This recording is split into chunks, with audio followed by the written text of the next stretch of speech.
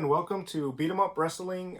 This is the Dark Side of the Ring, the Macho Man, and Miss Elizabeth. So story. season 1, episode 1. Yep, we're going back. Going back, and there's no other way to start off a wrestling documentary series than going to one of the most iconic couples ever in wrestling history. I love these two. Macho Man was and is still one of my favorite wrestlers of that era. Yeah, I think iconically for me it was like Eddie and like Macho. Yeah, well, I consider Eddie a little bit more. No, I'm saying from like things I remembered as a kid growing up. Like I remember Macho so damn much, but I only remember, like, if I think back really hard, I only remembered Macho when he was already with Hulk Hogan, when they were doing that storyline, and then they used to do highlights on the weekend, and that's how I saw a lot of the, because I mean, in 91, I was like, we were like 5, 6, so remembering that was kind of hard at that time too. I know as a kid I hated Hulk Hogan, so I automatically drifted to Macho Man. I don't really know why I didn't like Hulk Hogan. There was just something. But Macho Man for me was just so funny, and it was something that I gravitated towards. My cousin could do a mean Macho Man impersonation. He kind of looks like him a little bit. But yeah, I remember growing up as a kid watching it, and he would always, like, oh yeah, he would just do his, like, But that was just like, I don't know, like, if anybody can embody, like, everything you should be in a wrestler, like athletic, great charisma, great promos, an amazing character, it was like Macho Man. He did everything right, and he was like likable, and you hardly never hear any bad stories. So I was kind of worried going into this thing because I didn't know the complete story of him and Miss Elizabeth. But I'm glad at the end of it, my thoughts and my view of Macho Man are still exactly the same. Yeah, I was kind of worried that kind of like the Chris Benoit episode where you find out a lot of things that happen. Some of the things that, Eddie had to go through too. The violence and all that stuff. Yeah. But I was like, oh man, I hope I don't find out that Macho Man was a big jerk. But so it starts off with Macho Man and meeting Miss Elizabeth in the gym that she worked in. He was a second generation wrestler, so he had a passion for wrestling. Yeah. He gets signed to WWF. And he takes her with him as his valet. So she comes from a very conservative family, from what I got from the documentary. Very protective, and I think she doesn't react too well with a Macho Man being that protective. I know that a lot of wrestlers talk about how the guys in the back were kind of jerks sometimes and took things too far, or Jake was saying how they would pull pranks, and there was drugs floating around, and Macho Man tried protecting Miss Elizabeth from all that, and at times it looked like he was too overprotective. And nobody still said anything about any type of, like, control to the point of, like, abuse. It just was like he was really kind of hawk on her. About. He was kind of he was trying to, like, he never wanted to party with them. He would go home with her. They would just talk about their next show, their next gimmick, like from what I got from this documentary episode. And then comes the Hulk Hogan They situation. Became friends because Miss Elizabeth needed help with her hair, so Hulk's wife came in to help her out, and then they started a budding friendship, which basically led to their husbands deciding to merge the madness and the Hulkamania together. The Mega Powers. I have posted on one of my socials about how they didn't want to shake or hold hands, and it has it's pretty good social distancing right now because they didn't know what was gonna happen if the two powers combined. But it was like life, imitating. I mean, art imitating life, because Macho Man started getting paranoid, and his character comes off as paranoid, so that wasn't really a big stretch. And I honestly, even though despite things that Hulk has done, and I'm not a really big Hulk Hogan fan either, I don't think he had anything to do with Miss Elizabeth becoming tired of Macho Man. Randy. I should probably just call him Randy. I think it was his wife wanting to have more freedom, and I think the Hulk's wife was probably more laxed, and she probably was a little jealous of that, and I think that kind of became a budding issue. Yeah, because at this time, Hulk Hogan was doing Mr. Nanny, so his wife was in Hollywood as they were filming. Miss Elizabeth came from a like I said, a very conservative family, so she wants to explore life. Now they're getting big money coming in because he's a big draw. Huge star, yeah. Hulk Hogan is getting a bunch of money coming in. She's hearing about parties that they're doing by the poolside and all this stuff, so she wants to go out there. She tells Macho Man she's gonna go and help with the kids. Yeah. When she reaches Hollywood, she meets a man, and the stays man in a different hotel room. gives her a different hotel room. Doesn't really say what goes on, but everybody's adults. Yeah, and they say that he was in the room with her at different nights. So, I mean, being an adult, you kind of figure out what was going on there. And then Scott Hall had mentioned that that the rumor was that Hulk's wife kind of knew, and I don't know, just like being a girl, like no, like not saying like this is like what girls do, but all the signs were there that she wasn't happy, and as a female friend, you want your friend to be happy, but sometimes you don't get the full perspective because as the story goes on, you see, I can't remember Hulk's wife. I'm sorry about that. You see her kind of reflecting back and wishing things would have played differently because if she would have just left and maybe they could have seen the signs of her parting ways, maybe things wouldn't have ended so tragically for her. Because that was the whole thing that Randy was trying to save her from. And it's so sad because like, you see them play out this thing in the ring, and Hulk, grabs up Miss Elizabeth and his hand stays on her butt too long as he puts her on the thing, and it's like perfect acting, and it's imitating life, and it's so much, it's back and forth, and then they make up, and at one point they get married in the ring, and you want the best for them, but it's not what you wanted at all. I think she had checked out before she went to like the Hulk's house and hung out. Like, yeah, she was done. She didn't want to live a conservative. She didn't want to have an overprotective husband. She wanted to party, and I mean, we've all been there. When we reach high school, we want to party. She didn't have that. So now that she was older, she wanted to live out and express herself. So then they divorce. Macho Man gets depressed, leaves WWF, goes to WCW. But still being the amazing man that he is. Being the super loyal guy that everybody always talks about in wrestling. He always looks out for people. And he wanted to make sure she was taken care of. She brings her over. Got her a big contract with WCW. And there she meets a married Lex Luger. And they hit it off and become a couple. Lex Luger is involved in doing a lot of drugs, and Miss Elizabeth wanting to party gravitates to that. He gets her a room near where him and his wife and kids live. So shady, dude. Yeah. Like, you have so much money at this point. Like, you're on one of the biggest promotions of all time. That's like, they just signed Macho, like Hulk Hogan's coming.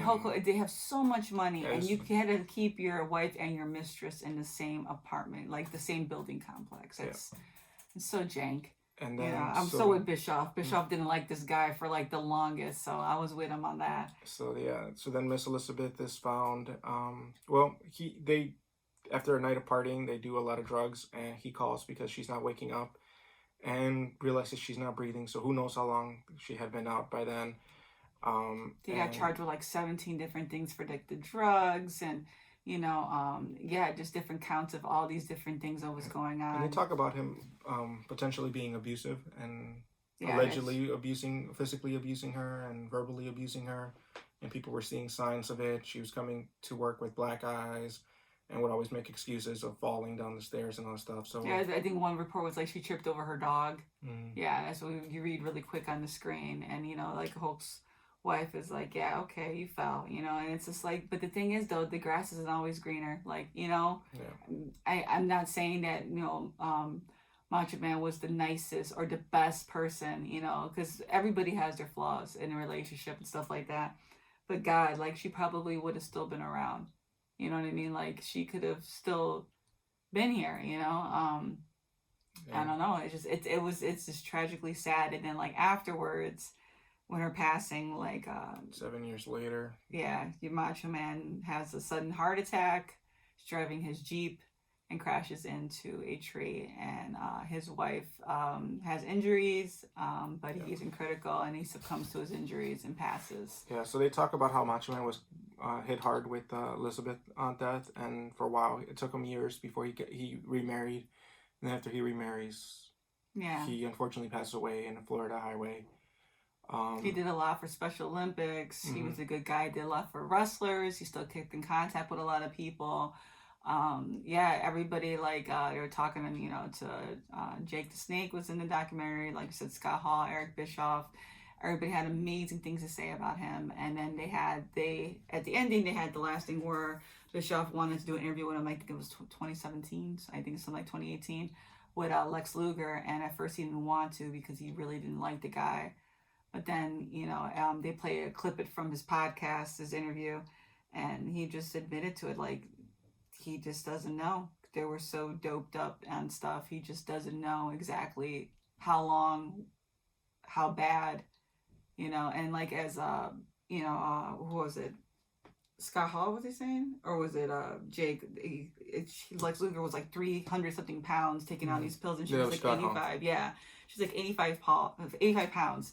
Taking the same amount of whatever Quaaludes or whatever she was taking, and drinking, and it just nobody had the spine to stop her or say something. And that's what gets me mad about a lot of these like sad stories about abuse, like substance abuse. It's like people are there, and instead of worrying about face or things like that, at least go on the record and be like, you know what, no, I did say something to this person. That's the I don't know if I could do an interview. If I would have known Miss Elizabeth and I was there, I couldn't even do an interview and say, like, yeah, I saw her spiral. It's like, yeah, but I didn't say nothing either. And it just makes me mad. Like, I've lost a lot of friendships speaking up, but at least I know deep down inside I spoke up about whatever was going on to that person. And I know I have a clear conscience. Yeah. It's like, I just feel bad because she didn't deserve that. No, that girl didn't deserve that. We all know, and as Dark Side of the Ring goes on, as we continue to watch episodes, we know it gets worse and the dark side of wrestling. There is a lot of drugs, a lot of substance abuse, because a lot of these people are self-medicating. A lot of them are independent contractors, so they don't have health care. So taking bumps and bruises, there's going to be drugs always around. And then like how Eddie said in his Vicky had said in her promo, her spots for the Benoit one, it's like Eddie was so scared that somebody was going to come up and take his spot, because once you're in the light, you're in the light. You got to just take it and just got to go with it until it finally fizzles. But you don't want to miss that opportunity. So like, it makes perfect sense to what you said. Yeah. It's sad. So yeah, it was a beautiful story. Miss Elizabeth is not in the Hall of Fame yet, right? Nope. No. Neither is woman. Neither is woman. Two very strong women who deserve to have one who was one of the most iconic promotions, who came in and actually got in the ring and manipulated what the outcome was. And then you have one that was so stoic. I was telling him that is like Randy was like lightning, and she was like the soft rolling thunder. Miss Elizabeth, she was just this perfect, pristine package of like, I don't know, just beauty. And she was so soft, and Randy was so cream of the crop and all that other stuff. So yeah, they were the perfect couple. They were opposites but played off of each other so well, and I don't think we're gonna see that again. No, I don't think the wrestling dynamics allow for that anymore, or I don't know. Just not another lightning in a bottle yet. So we'll see. We'll see what the promotions have. But man, it's been a while, so I don't know. Yep. But it was a good episode. Definitely gets you in the feels. And I don't know, I miss some of these characters. Yeah, the whole time I was just like, man, I miss Macho Man. I miss Macho Man. You start thinking about it, like, God, there's like, like, even if you weren't like a big Ultimate Warrior fan, there's something about like the larger than life. The rock and roll 1980s, bigger than life superstars that just came out of the TV and looked like superheroes. And I think that's why I like not trying to bring it up anything that's come up recently, but I think that's why I kind of like the Boneyard match that just was in WrestleMania, because it gave the Undertaker a chance to be the Undertaker for real this time. Like, he was the American Badass / Undertaker, but it wouldn't have worked any other way, and it was perfect. They picked AJ Styles, and it made you feel like us growing up and watching Paul Bearer and The Undertaker and all these type of matches that, you know, we love to see. And there was no internet. There was no like, oh, you know, this story is gonna happen. It was all just storyline. It was all what. Yeah, the innocence of a childhood, of a child, where you would watch wrestling and for a second you would believe that this was real. Yeah. You would believe that these characters were playing out their lives in front of you, and their lives were just bigger and flashier and faster and harder hitting than yours. So kind of made you forget about your own issues as a kid, and just you would find your hero and you would cheer him on as he would fight his villain, or if you didn't like the hero, you would cheer for the villain, and it was just like I don't think kids are ever gonna get that. No, again. Like and then like the Firefly Funhouse, like going through the NWO and like all the transitions, and then getting into we'll throw in AEW, getting into BTE with the Jacksons Compound, and then the Young Bucks coming out, and it felt like it felt so vintage. Felt so WCW that I don't think kids are gonna they're not gonna be able to say the word vintage. I don't even know if they can actually compare that word like how we can compare it to something. I mean, everything goes around, and maybe this. Well, maybe John Cena will be vintage to them. No, I don't know. I mean, I'm saying like maybe this whole COVID thing will allow them to be more creative, like the Boneyard. Like Firefly Funhouse. It just felt good. That even when there's a crowd, they'll still do stuff like that because it just played so well. Yeah, so, we'll see. So. But yeah, we definitely need the magic of what Macho, Ultimate Warrior, Eddie, Miss Elizabeth, Woman. We need those characters back, even if it's just a little bit. Like and. I mean, look at the writing, man. Come on, guys. Like, it's not too hard. The writing back then was easy. Yeah. I don't like you. You don't like me. Yeah. You know? But, so we're going to probably continue on season 1. But, yeah, definitely. Once again, we have a giveaway. We want to be merch freaks. We want to give away stuff. Please sign up on our Google Docs form that will be below this video. Subscribe. Help us get those 75 subscribers so we can give out some free stuff to you guys. But thanks for tuning in. Leave some comments, share. See you later. All right, bye.